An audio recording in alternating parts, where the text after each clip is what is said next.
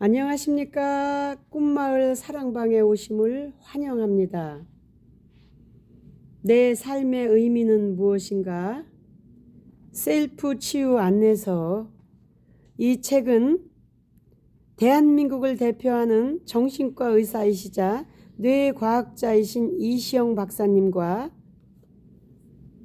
최고의 상담가이신 박상미 교수님께서 함께 쓰신 책입니다.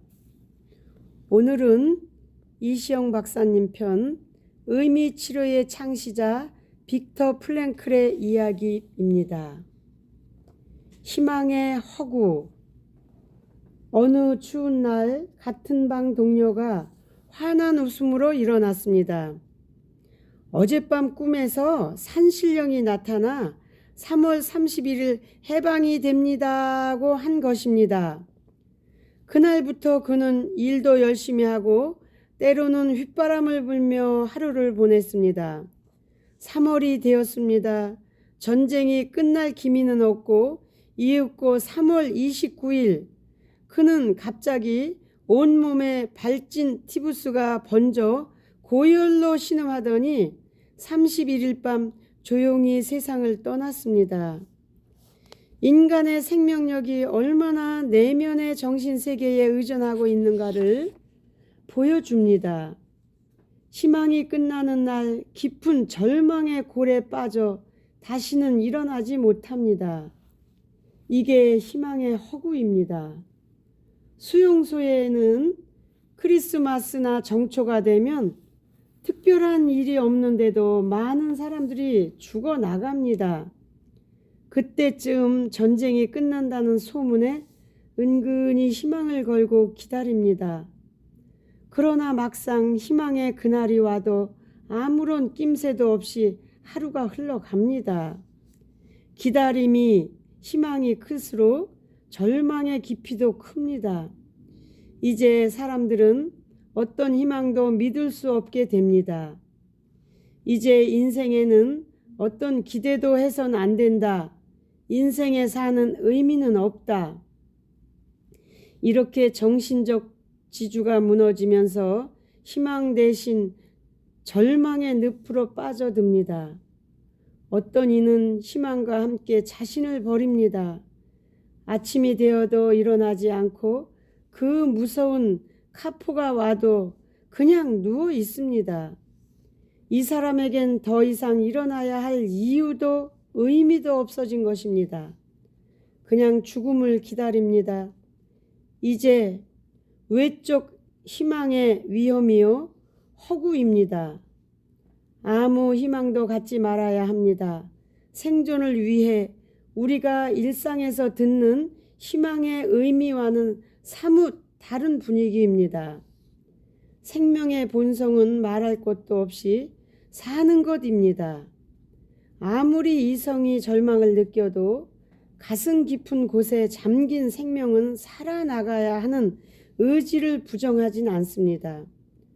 어떻게든 산다는 것이 지상 명제이기 때문입니다. 거기서 생명은 자신의 지혜를 총동원, 절망 속에서도 어떻게 해서든 살아나갈 기둥을 찾게 됩니다. 그렇다. 인생에 기대하는 게 틀린 것이다. 오히려 인생이 우리에게 기대하고 있는 것이다. 플랭클은 이를 코페르니쿠스적 전환이라고 부릅니다. 하늘이 자기를 위해 도우는 걸 기대하지 말고 하늘을 위해, 즉 우주를 운행시키기 위해서 내 자신이 돌아야 한다는 역발상입니다.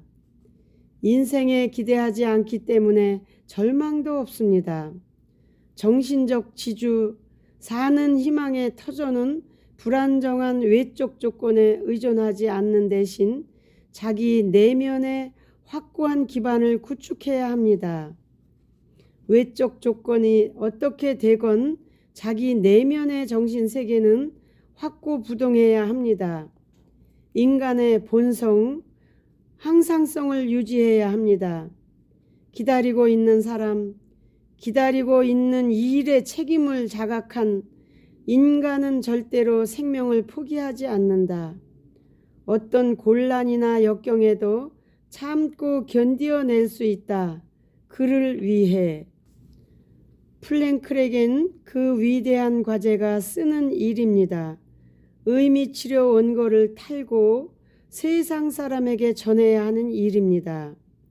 이런 사명감을 내면 깊이 갖고 있는 이상 외부 환경이 아무리 악조건이라도 생존할 수 있는 힘이 되어주는 것입니다.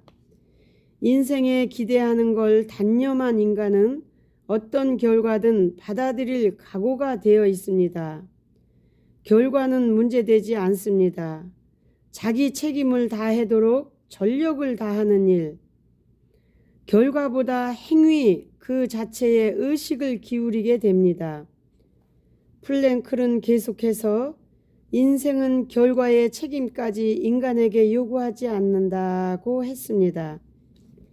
인생이라는 게임은 반드시 이길 것을 바라진 않습니다. 다만 도중에 포기하지 않고 끝까지 게임을 마쳐야 하는 것을 바라고 있습니다.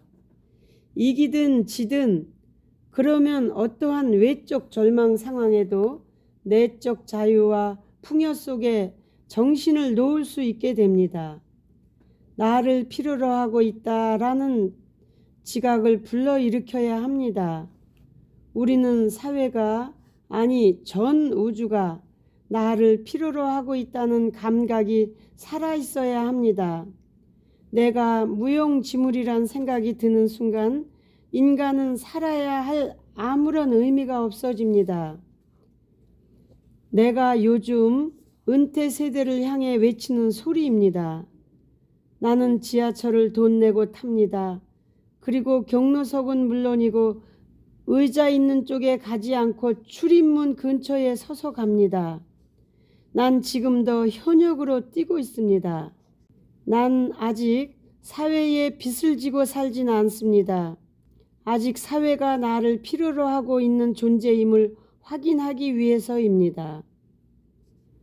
평생 현역으로 뛰어야 한다는 나의 소신이 얼마나 많은 사람들의 심금을 울릴 수 있을지 궁금합니다.